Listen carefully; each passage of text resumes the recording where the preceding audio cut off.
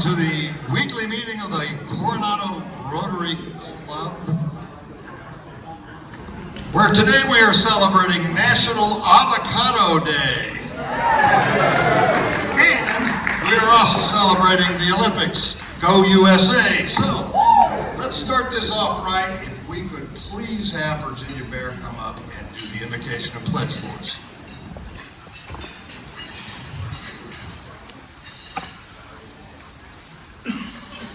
In keeping with our theme, the magic of Rotary, I have an inspiration. Magic is as wide as a smile and as narrow as a wink, loud as laughter and quiet as a tear, tall as a tale and deep as emotion, so strong it can lift the spirit, so gentle it can touch the heart. It is the magic that begins with happily ever after. May you all live happily ever after. And please join me in the pledge. I pledge allegiance to the flag of the United States of America and to the republic for which it stands, one nation, under God, indivisible, with liberty and justice for all. All right, thank you very much, Virginia. Let's do our normal protocol first. Mark Fleming, if you'd come up and introduce our visiting Rotarians and guests.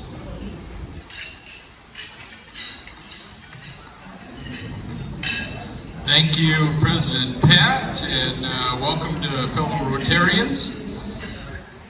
I have three visiting guests. Gary Voss with Casino Las Vegas. Gary? Welcome. Bert Struck with surgery from Tucson. And for special projects in Palencia, Belize, David Muirhead. And does anybody have any visitors that they'd like to identify today?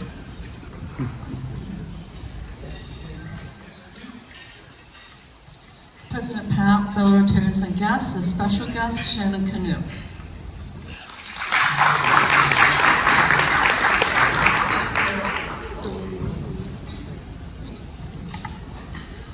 Okay. President Pat and fellow Rotarians and guests, it's my pleasure to introduce my special guest, Alec Bagan. He and his wife relocated from Ukraine about a decade ago, and they now live here in Coronado. So now Nadia is his wife's name. She couldn't be with us today, but she will next time. Please welcome.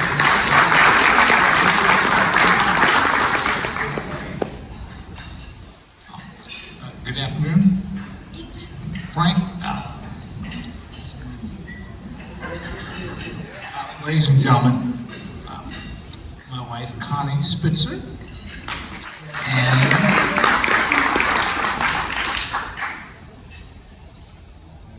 no, it's Bert's wife, Melanie. Yes, thank you.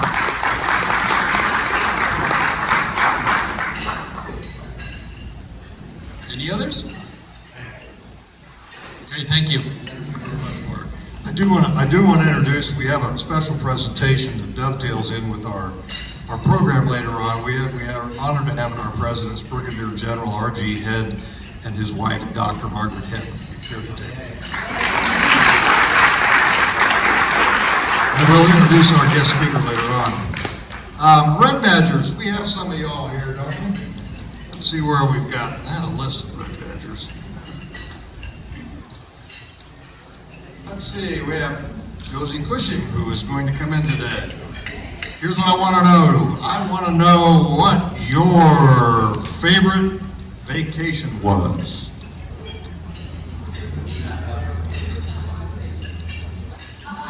Hawaii, okay. That's wrong. I want to know what your favorite hobby is. We did vacations last week. What's your favorite hobby? At the moment, I like to eat.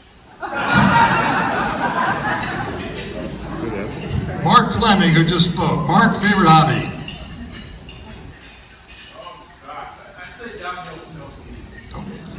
Kevin Kinney. Kathy McDonald. Kathy, are you here? We had you on the list. All right, and then Carol Young's here. I'm sorry? Pickleball. All right, did I miss any red badgers? Do I have everybody? Oh, I missed Julie Gallagher. Julie, favorite hobby? Throwing parties for people who I don't really know and getting to know them better and just having fun. Very good, very good. Okay, a couple of announcements, and we can go to the upcoming events thing. First of all, Kathy Ellis, who was a longtime Rotarian who we talked about last week, who passed away. George Ellis, I apologize. She is not having they're not having any kind of a formal ceremony. We are passing a card around for everybody to sign so we can send it on to her family. That's number one. Number two, you'll see on here a couple of things that I want to point out. The first is that we are going to sponsor the concert in the park on the 25th of August. And I'd like to have every single one of you there along with your spouse. What we want to do is get as many people there as we can, and we'll probably try to wear Rotary regalia, and we're all going to get up in front of that crowd of people and let them and show Coronado what Rotary means in Coronado. So put that on your list, because you're paying for that concert. Come and enjoy it, and let's show Coronado what Rotary really means here. I also want to point out the September 4th event of Jersey Day. You don't have to wear a jersey. You don't have to keep your money. It's your call. We'd hope you can wear a jersey for that Wednesday of whatever team it is you choose to support, even if it is somebody other than the Kansas City Chiefs. All right. Let's see. I also want to point out that we have an alternate meeting in September.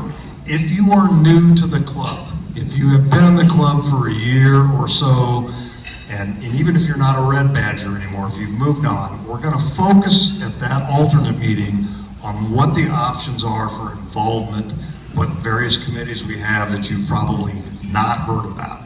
So I think it's September 22nd. August.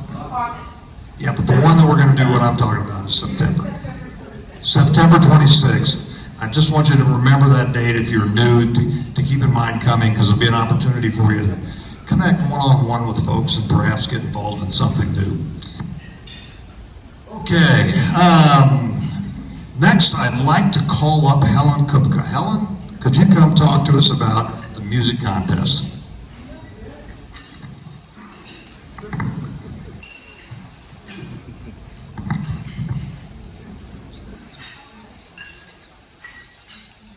Thank you, Pat. That's great.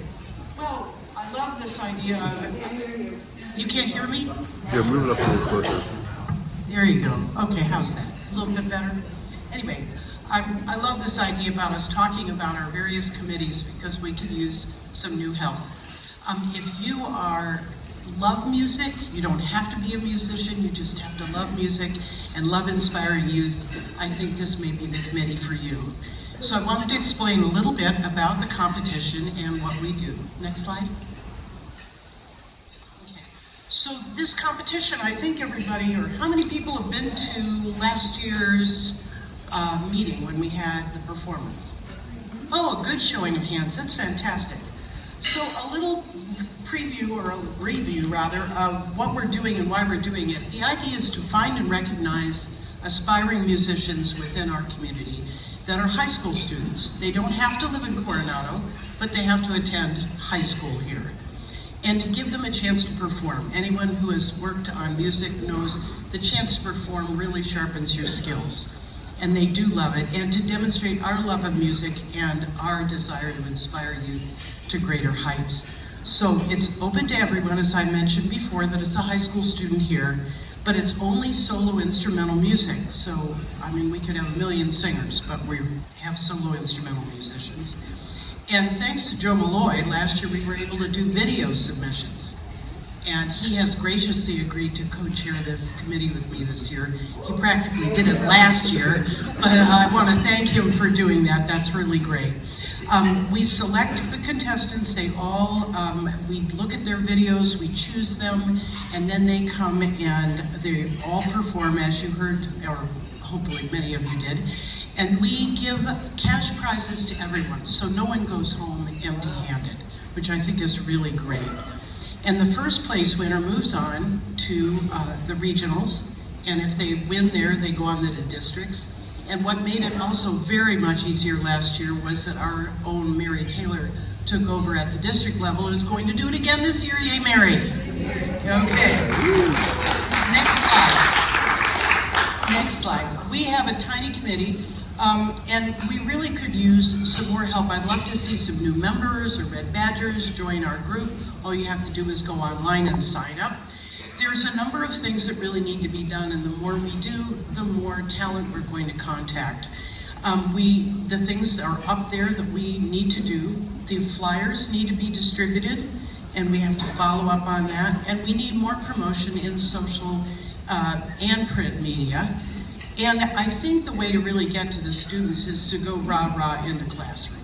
So we need to do that. We need to visit the San Diego Youth Symphony as well.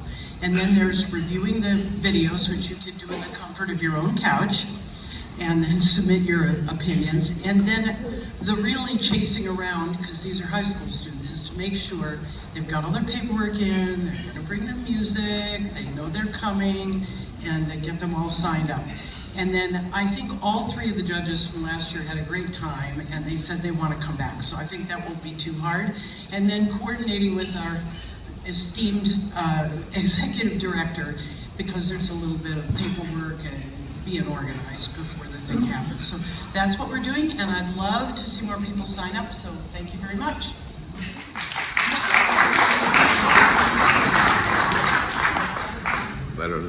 Okay, we have a special event here in just a moment, but I do want to announce that a couple of things. First of all, it is Olympic week, and you need to know that the Nigerian Olympic Committee is offering a refund to anybody who bought tickets because nobody from Nigeria won. They just need your bank account number and PIN number. The second thing I need to announce to you is that since it is Olympic week, we're going to make an award, and it's also National Avocado Day. I am pleased to make an award of a bag of avocados to the female Rotarian, or the Rotarian in the female class, who has the longest tenure in the Coronado Rotary that's at this meeting, and that is our own Virginia Coxworth.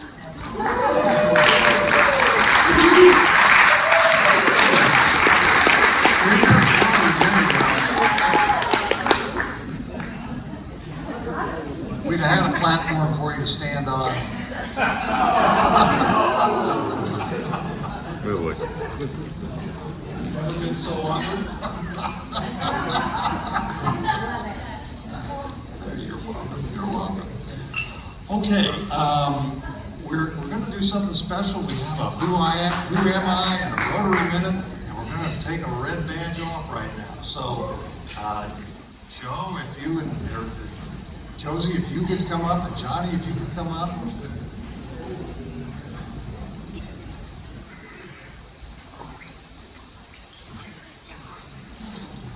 What happened?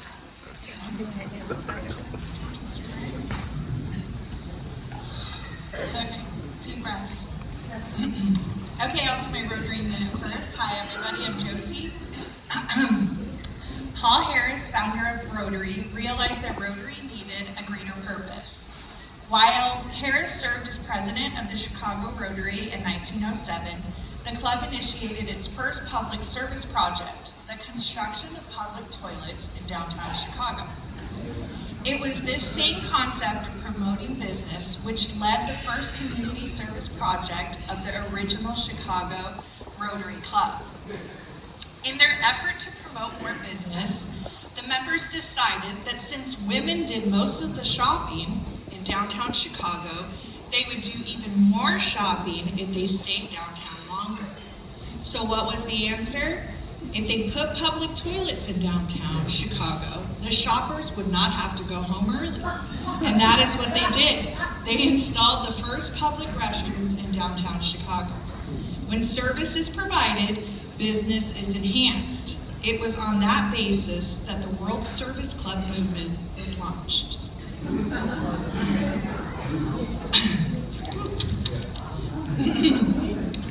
Who am I?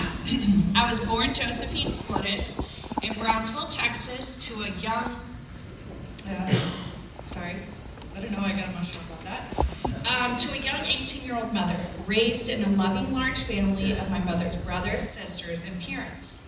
We moved to Corpus Christi. My mother and I moved to Corpus Christi, and soon we met my stepfather, and we would become a Navy helicopter family, travel all over the U.S., and settled right back into Corpus Christi. I attended high school there and college at Texas A&M Corpus Christi. I would then find my way to J.B. Hunt Transportation, where I lived in Arlington, Texas, San Antonio, Texas, Fayetteville, Arkansas, and right back to Corpus Christi. After 4 years of living in Arkansas, within the first month of moving back to Corpus Christi, I met my sweet, smiling husband, Johnny, at a bar named the Pelican, which we refer to as the Dirty Bird. He got his wings, we got married, we moved, we had a baby, we moved again, we had another baby, we moved again, and we settled here in Coronado, and guess what? But this time we won't be moving, we are lifers here. Thank you.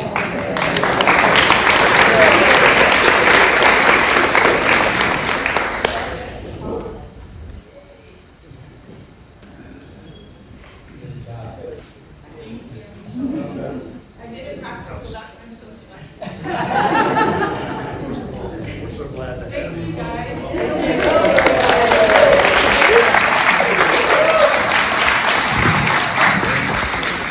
You'd be amazed how fast she went through her red badge requirements until you see her condition and you understand what the problem is. Welcome. We are glad to have both of you, and we're glad to have your expanding family as part of our expanding family. We have a double header today. We're going to have a brief presentation about this model here in front of us. And if I could, Dr. Head, could you come up and kindly introduce your husband?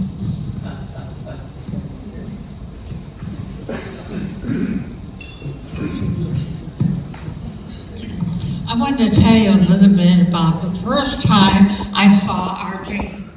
Now, the first time, every Sunday night in the 60s and 70s, we watched Ed Sullivan. Have you ever heard of him? He was the first one to have the Beatles on, the first one to have RG on.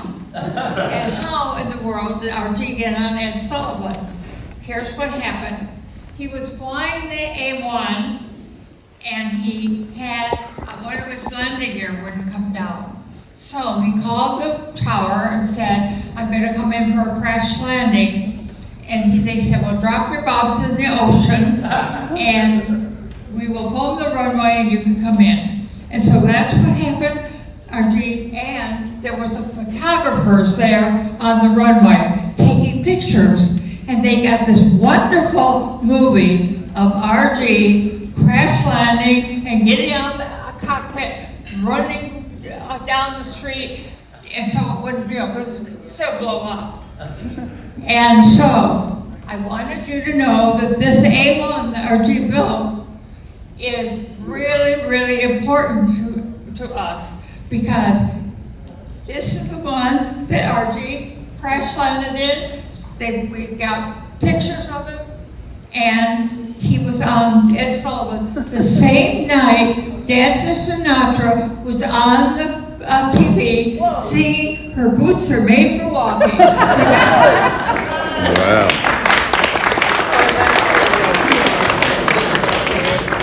Thank you, sweetie. She's my best fan.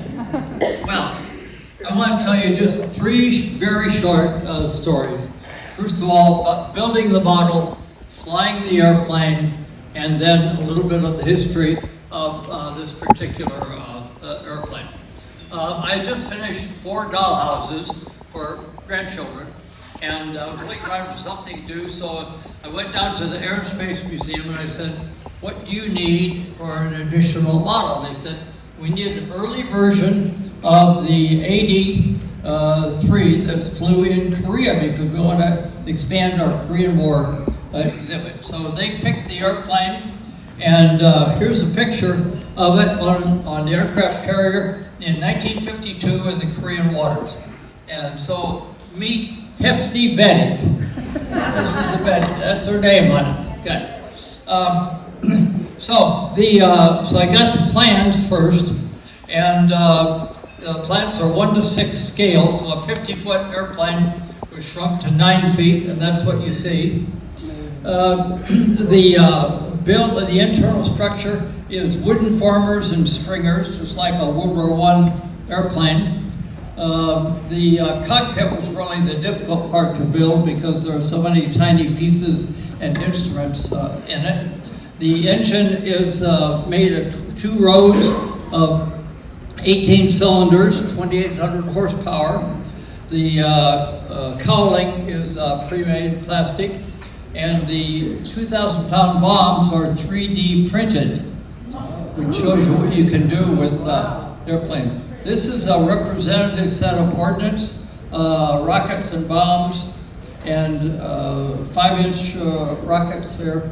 Made those myself, and how did I get to fly the A1? I flew a later version of this. This is the 3. I flew the 5 version. I was flying F-100s in Miami, Japan, Korea, and Turkey, and the Air Force bought 350 A1s to use in Vietnam because the 1954 Geneva Convention outlawed jet airplanes. So we were advisors first. I went over in 1965. We trained the Vietnamese and flew combat with them. And then when the war escalated, we flew by ourselves. I was in 2 big battles of the war. I was on alert the night that the VC attacked a Special Forces camp at Dong Xoai, north of Saigon.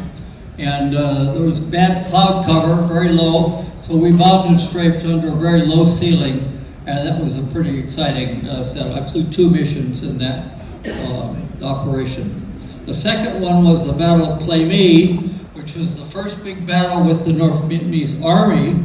Again, they attacked another Special Forces camp at Plei Mi, and again I was on alert. You always scramble when you get on alert, so I never have a bad time on alert. So we flew up there, again, dropped bombs and strafed under these white flares. And then on the way back, we landed at a airfield we had up country on the ocean, and that was the closest I got to getting killed. I almost hit a mountain that was right next to the runway, trying to let down the black of night. There were no flares at that time. So the third part is how does this airplane fit in? Hefty Betty was built in 1948 at the Douglas Company just north of San Diego. It was the 3rd model of the airplane that had first flown in 1946. Its first assignment was the reserve squadron at Naval Air Station St. Louis.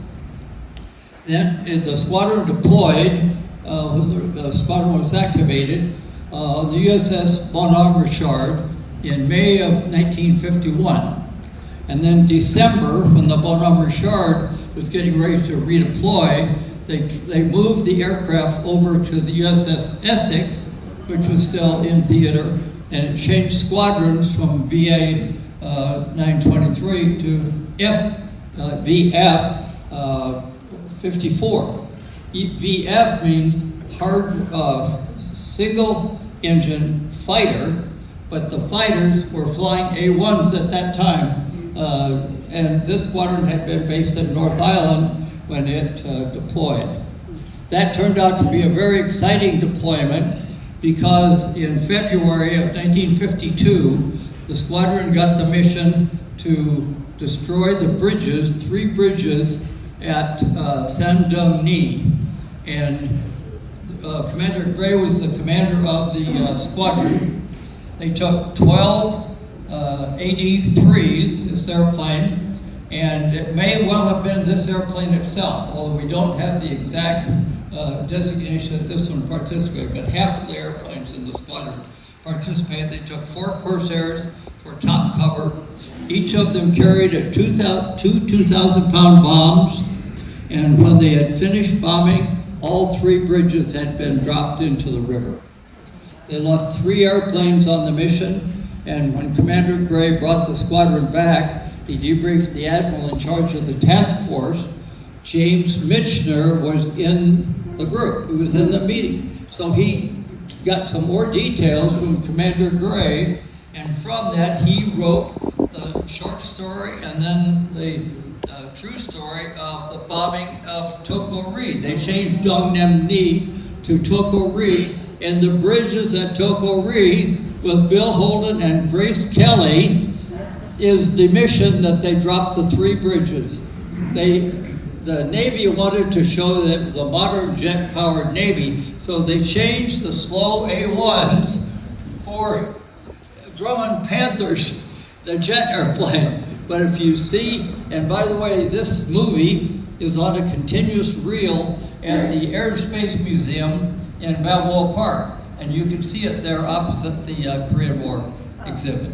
So it took a year to build this airplane. We're donating it to the Air and Space Museum in September. Before then, we're going to have a street party for all of our neighbors who are going up and down and look in the garage. I work with the garage door open, so the kids come by and I give them a piece of wood. They make little model airplanes. And so this will be my 4th airplane in the Air and Space Museum. And I want to thank Pat and Carol and for the wonderful reception from Rotary. I hope to join Rotary one day. It's only taken me 15 years to get here. So thank you very much, and I'll hang around afterwards. One of the missions, the Marine Corps also flew the A-1 for years and years until 1968 when the Navy stopped flying them. And so this is one of the airplanes that supported Lou in close air support of the Marines and in Korea. So that's it.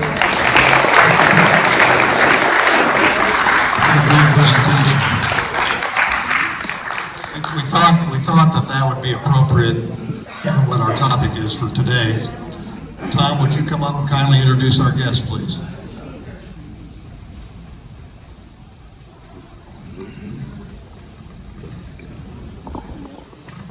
Not to kibitz with RG, but RG's a remarkable man. I admire him a lot, even though he's Air Force.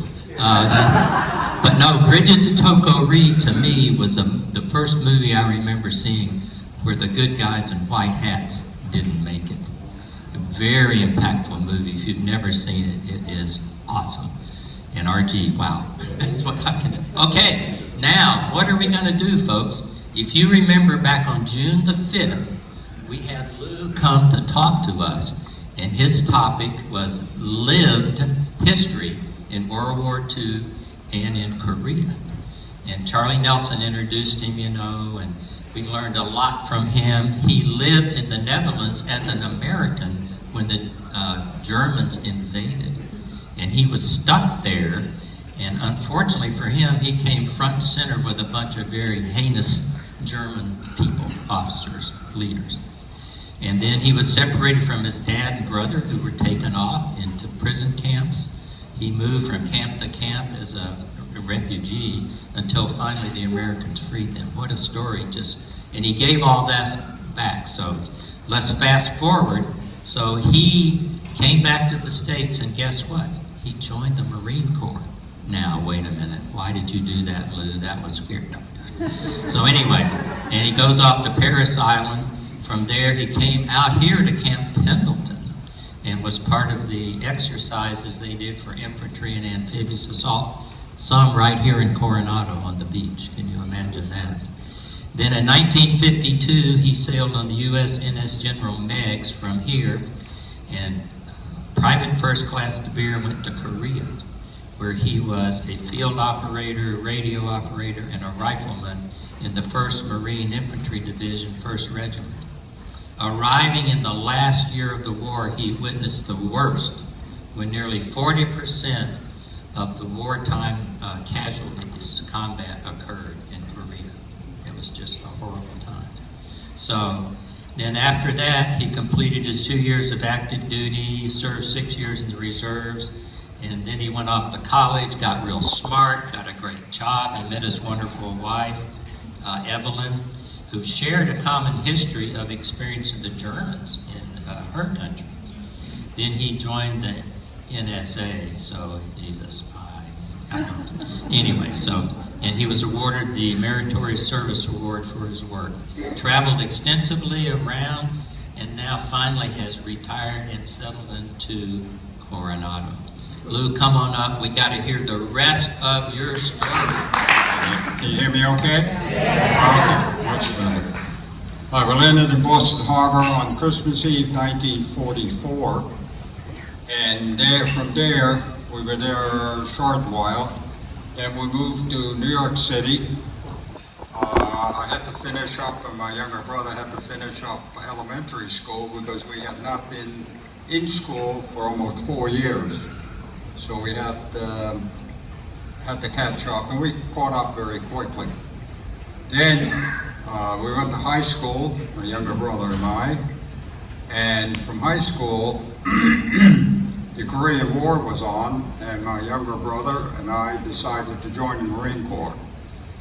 Why did I join the Marine Corps? Well, I like to dress blues. I went through all the recruiters at Central Station in New York City, and the one that impressed me most was this gigantic picture of a Marine behind the recruiting sergeant in his dress blues. So I said, that's for me. So I asked the sergeant, how do I get to the Marine Corps? How can I get in, and what's it like? It's very simple, just sign here. And I did, and I heard some guys shout, you'll be sorry, and at times I was. And my brother came in about a month later. We both went to Paris Island on the East Coast, South Carolina. Then I was ordered to the West Coast to join the infantry training battalion here at Camp Pendleton. Spent some time there, up and down those mountains, day in, day out, marches with full pack and rifle and fake ammunition, but the same weight as normal ammunition. Then from there, I boarded a troop ship just opposite the Midway, where the Midway lies today. Across the way was a troop ship.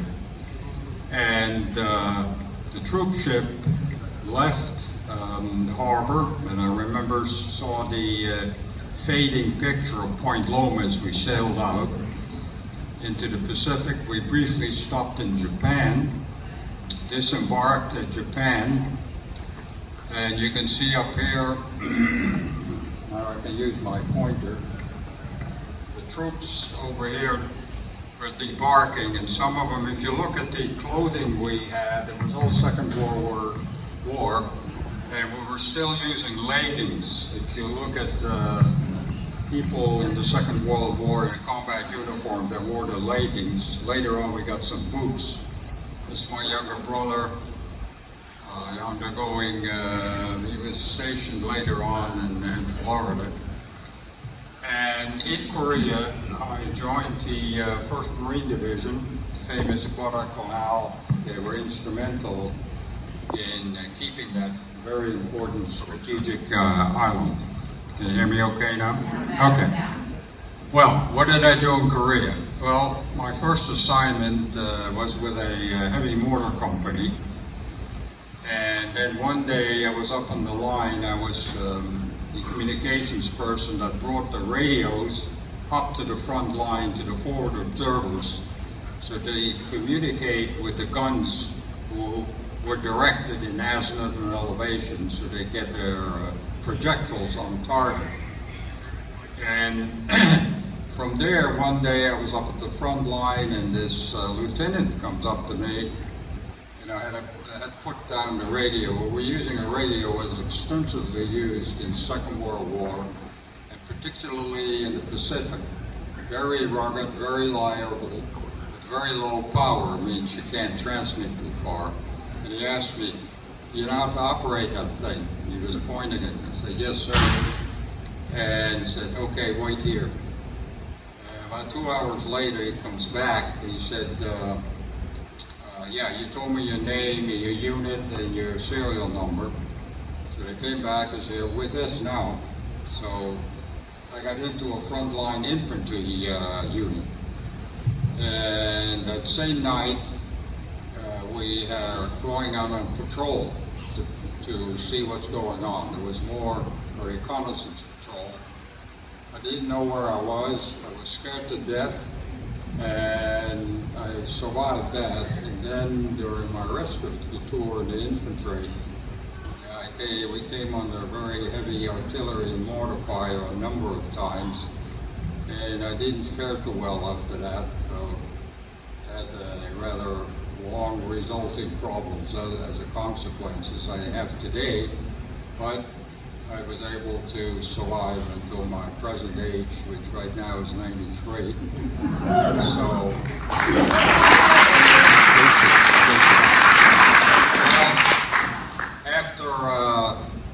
after the Marine Corps, I wanted to do something besides make that my career.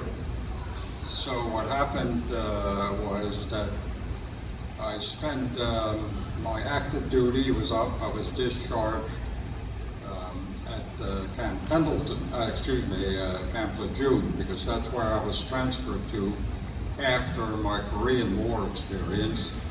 And during that time, you must have all seen on TV the contaminated water issue at Camp Lejeune. Well, I was there, I drank it, I bathed in it, showered in it, and I ate the food prepared in it. So as a consequence of that, I got 2 or 3 problems from that, plus Korea. And I said, well, what am I going to do now? So I decided I want to go to school, which I did. Went to college. After college, next slide, please. And yeah, let me regurgitate here very briefly. You see a mortar in action over here. Fellow dropping shells in there. Picture of me up here during a staging area. Over here is a typical radio I was carrying in my back. And here you get an idea of the frontline position. You're looking into enemy territory over here. There's an observer over here. And this was a bitter cold. That's the thing I remember most. We slept outdoors most of the time. But, you know, after a while, you get so hardened to it, you can sleep anywhere. And then over here, some of my fellow Marines laying under the tarps who succumbed to their battle injuries. Next slide, please. Okay, you get a little bit more of an idea. This is a frontline photograph taken. We were in a trench over here, and heavy incoming fire, terrible snow conditions, and here's a chaplain officiating over fallen fellow Marines. Here we're with the 7th Army Division and the 1st Marine Division. We are clearing Seoul, which changed hands a number of times. Over here, Korea, right here, and every time this is Seoul, you had to carry the sidearm because, I think I have a couple of pictures. I had to carry a 45 because you can't carry the M1 because it interferes with the operation of the radio. Next slide, please. Okay, here, after my Korean War experience and my college, up here I went to Rensselaer Polytechnic Institute, and for some graduate training, I had graduated there with mathematics and engineering graduate degrees. Also spent some time at MIT. Then I married, and here is my wife, born in France but an American citizen. This is her father. He's a general officer, or was a general officer in the French army. And he commanded a division during the Algerian War, composed of French foreign legionnaires and French mountain troops. And then after school, I was part of an organization. Yeah, I was part of a group of graduate engineers who assisted the Air Force in deploying and maintaining our first ICBM. And each engineer had a responsibility: hydraulics, pneumatics, electrical, erection. This missile would normally lay down, and when it had to be fired, you can see it in the erected position. This was at the Cheyenne Air Force Base, Warren E. Francis Air Force Base in Cheyenne, Wyoming. So after that, like I say, this is my wife over here. She, the daughter of the general. So I married, you can say I married the general's daughter.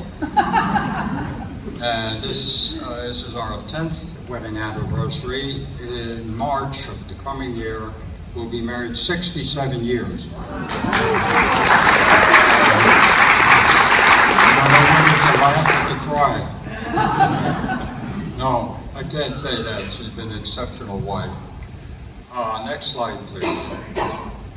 Okay, after all that, I had an invitation, I'll put it that way, an invitation to join the National Security Agency. And this is the headquarters of Fort Meade, Maryland. And here's our sister agency. I say sister because we often cooperated with the CIA at Langley.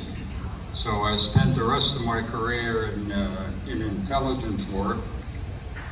My last assignment was at NATO headquarters as the agency's representative at that location in Brussels. That was a good assignment.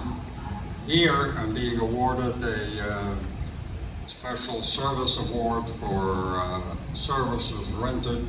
This is the deputy director at that time, my wife and I. She's holding up the citation, and some friends. And then spent a little more time there, retired, moved to Coronado, and my civic duty, I ran for city council. I was not successful, but I did join the USS Midway as a volunteer, and that's been quite busy with that. And that this is a very rapid wrap-up, because the last time I overran my time a little bit. So if there are any questions, I will try to answer them.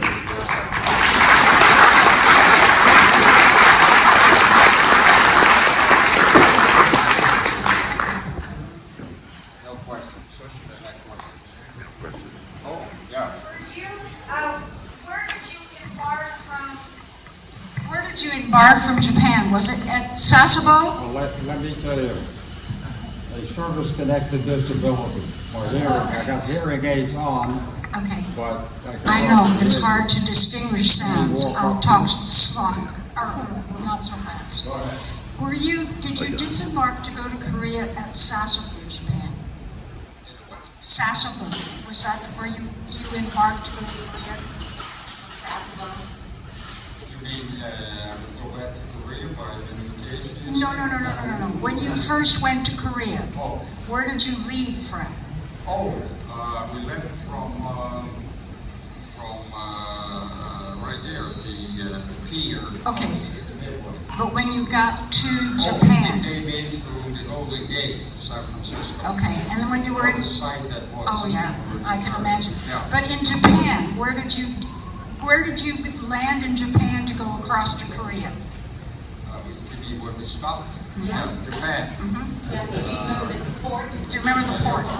Oh, Yokohama. Okay. I just wondered. My dad was port commander at Sasebo during that time. Yeah. That's why I was wondering if you might have been there. Are you still at Midway? Are you still working at the Midway? Yeah. As a docent or? Yeah, no, I work in the radio department.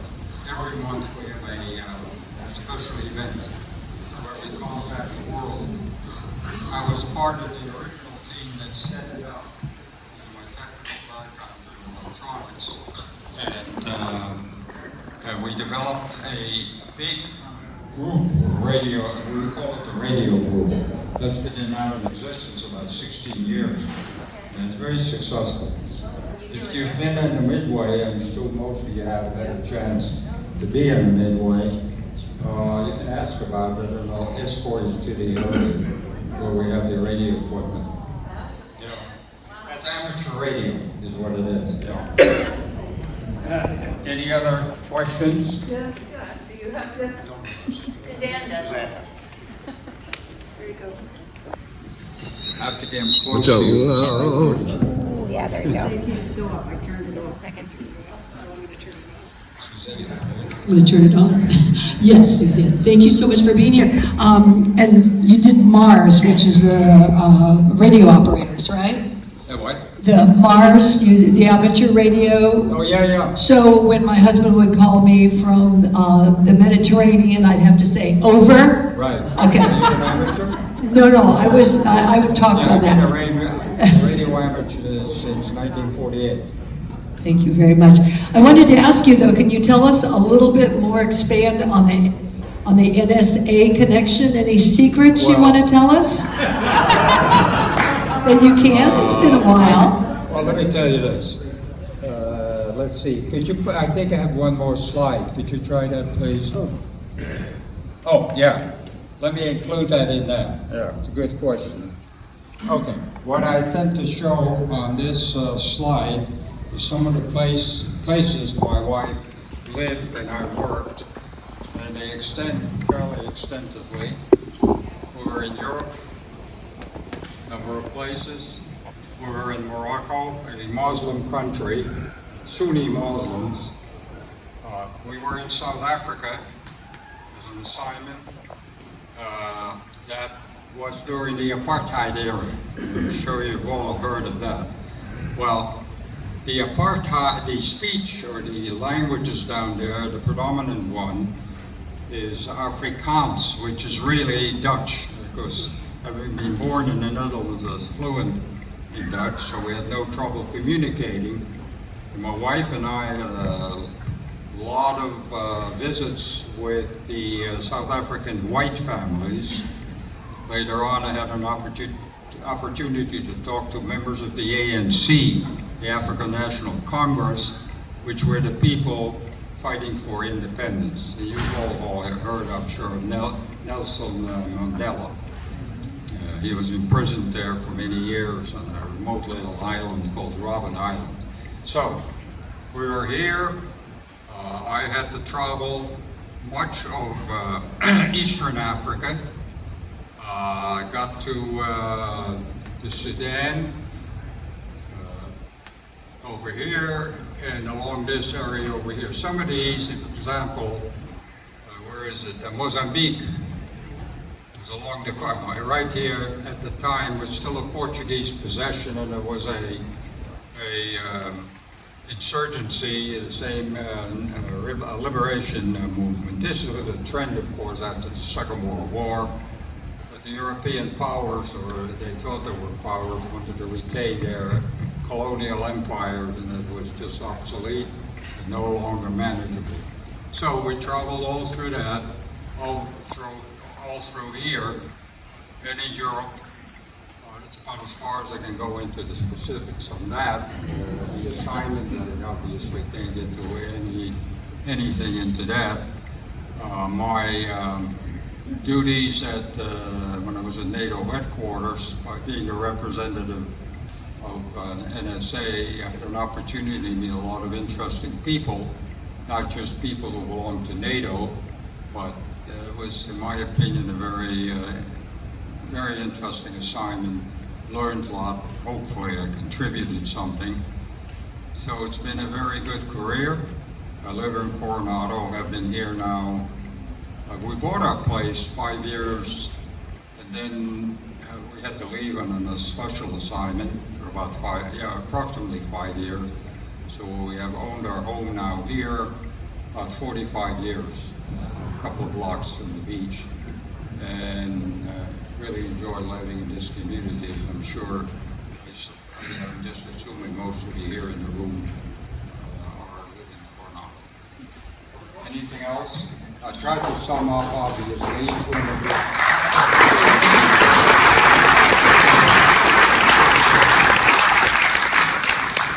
Thank you so much for that. What a career. What an interesting life you've been able to lead. General and Mrs. Head, thank you so much for being here and sharing your passion with us also. That was very, very illustrative. Before I go, I left one thing out, and it's a digression. And Joe, we need to bring up a photograph. Many of you saw the Union Tribune this week, and I got multiple emails about this photograph of a couple in the Coronado Rotary Club. And I'm making this last as long as I can, Joe, while you're finding the photograph. Well, I'm running out of things to say, so. Let's see here, Josh. But anyway, I got emails, I got text messages, and there was some question about whether or not this person should be fined because he and his wife's photograph appeared on the front page of the Union Tribune.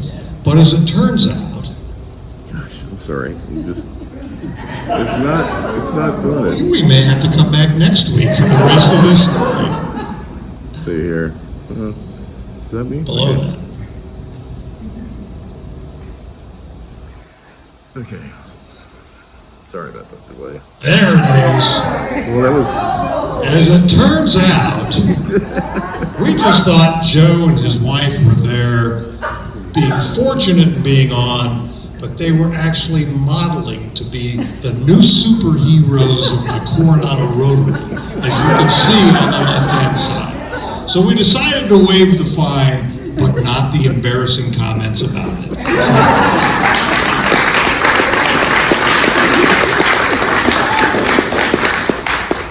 Ronnie? Who did the AI? Who did the AI? I did. Joe did the AI. Joe's our guy. With that, I'll close this meeting of the Coronado Rotary. That's all we've got. Over.